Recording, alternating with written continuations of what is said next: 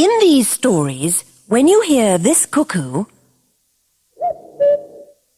turn the page.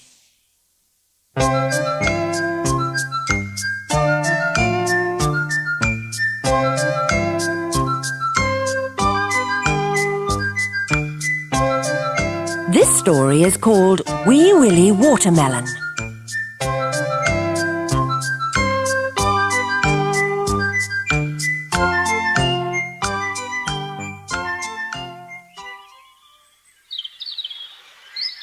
Wee Willie Watermelon lived in the beautiful Highlands of Scotland. He occupied a little crofter's cottage not far from the lochs, set amongst the sweet-scented heather. As the smoke curled from his little chimney, Wee Willie looked on with pride. The joy of his life was to wander the highlands playing his bagpipes. His music would float over the hills and streams, and the only ones to hear it were the birds, the bees, and the butterflies, or any small animals who happened to be passing by. One bright, sunny morning, as Wee Willie was having his breakfast, a letter plopped through his letterbox onto the doormat. It was from his cousin, Paul Pumpkin, inviting him for a holiday down in the city. Wee Willie was thrilled because he had never been to a city before. The following morning, Wee Willie Watermelon packed a small suitcase and, carrying his precious bagpipes, caught the little number 9 bus, which ran once a day. When he arrived at the city, he could hardly believe his eyes. There were flats, towering churches, shops, factories with long, smoking chimneys, traffic which made constant noise, and hundreds of people. Cousin Paul Pumpkin lived at the top of a tall block of flats. What a view!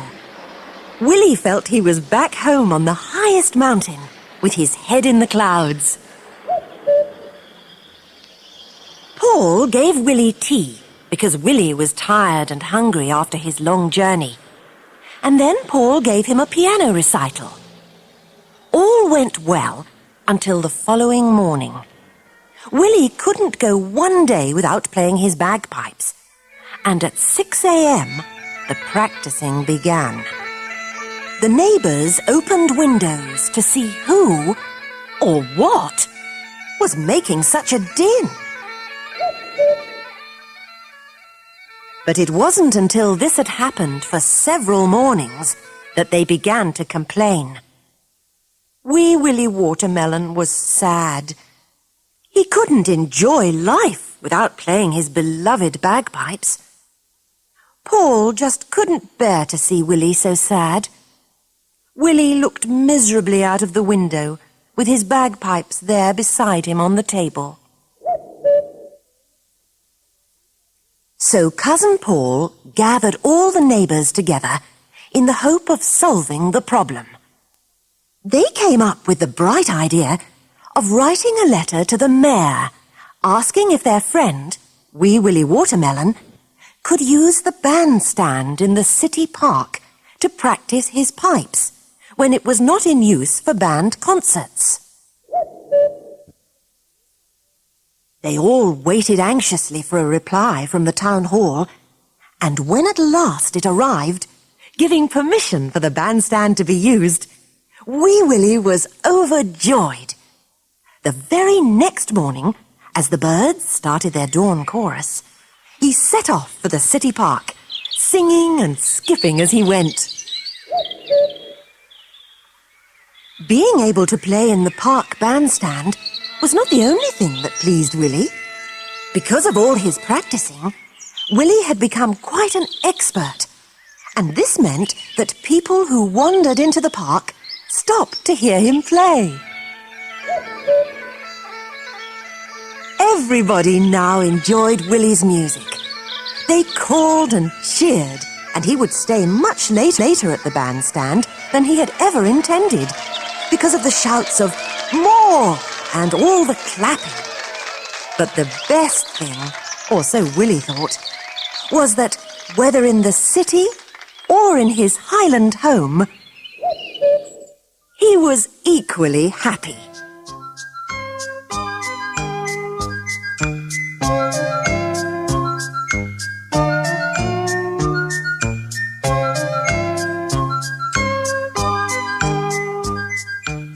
When the music stops, turn the cassette over.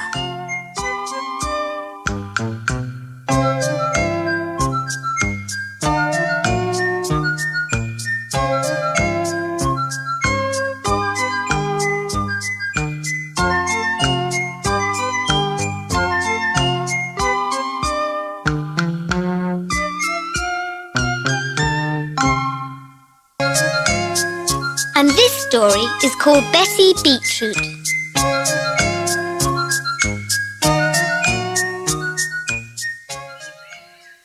Betty Beetroot suddenly found herself without a home.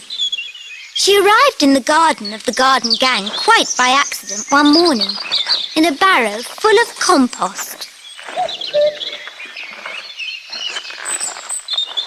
As the barrow was tilted, Betty felt herself falling. She rolled along the ground and hid beneath a rhubarb leaf. Perhaps the gardener won't see me here, she thought to herself. When the barrow was empty, Mr. Rake the gardener went on his way. Then Betty Beetroot peered slowly round. What a pleasant sight met her eyes!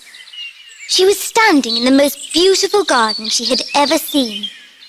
The sun was shining, the birds were singing, the bees were humming and butterflies flitted amongst the flowers. The garden gang were busy doing their daily chores. "I will surely find a home here," she said. She went to Roger Radish, who was hiding shyly behind a watering can. "Do you know of anywhere I could live?" she asked. Roger jumped into the air at the sound of her voice. He frightened a small bird who was singing on the can handle. Roger quickly made an excuse and dodged behind a plant pot.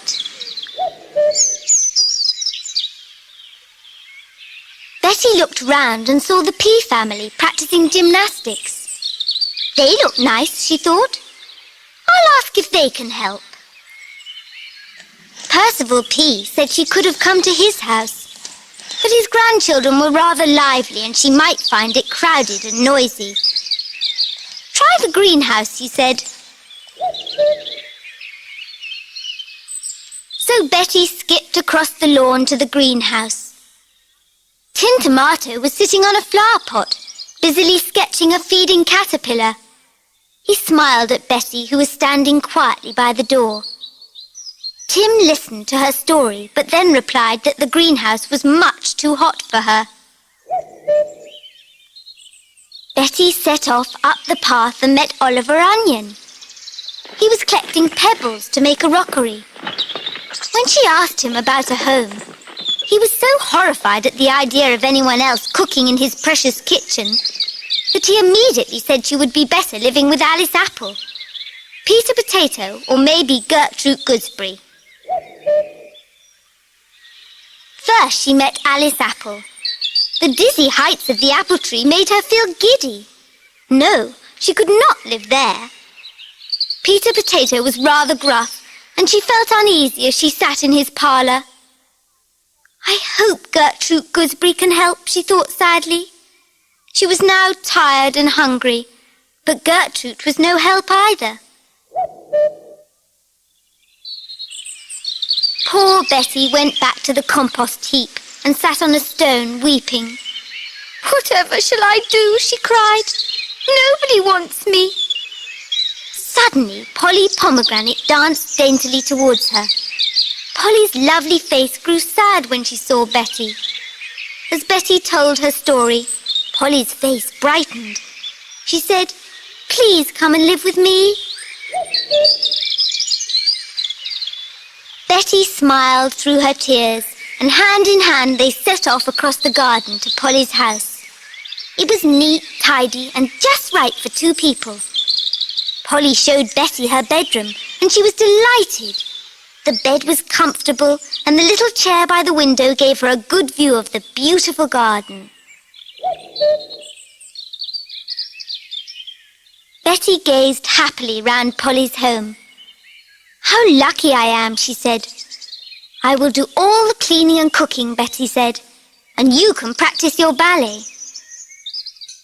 That night they ate a delicious meal cooked by Betty. And as they sat in the firelight, Betty felt happy and safe with her newfound friend in her new home.